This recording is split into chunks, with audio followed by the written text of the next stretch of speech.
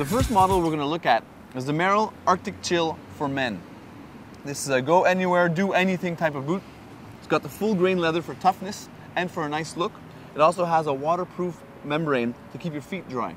On top of that, you have the insulation, 400 grams of Primaloft with a nice fleece inside. Lastly, you can tell that the sole is quite aggressive. It'll help shed the snow, all the while being pliant enough to give you a good grip.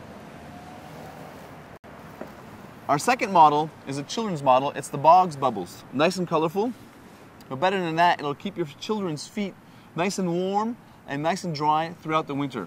You have the rubber part here, which is waterproof, and the neoprene, just like they have in wetsuits and dry suits, 5 millimeters. That's quite thick. Keep them nice and warm, and you have a good sole to keep their feet firmly planted on the ground. Lastly, for women, we have the Alana Chukka. As you can notice, it has a much more urban, more civilized look to it, you could say. It too is waterproof, and it has a nice sole, less aggressive than the Merrell, but it does have a dual density to give you a good grip on the sidewalk. You got 200 grams of Primaloft to keep your feet warm, and a nice faux fur lining just for a bit of extra comfort. And that concludes our Altipedia video. Mark, why don't you remind us the 3 things that we look for in a good winter boot? Yeah, for sure. First one is going to be the outer sole. Second thing is going to be the membrane to keep our feet dry.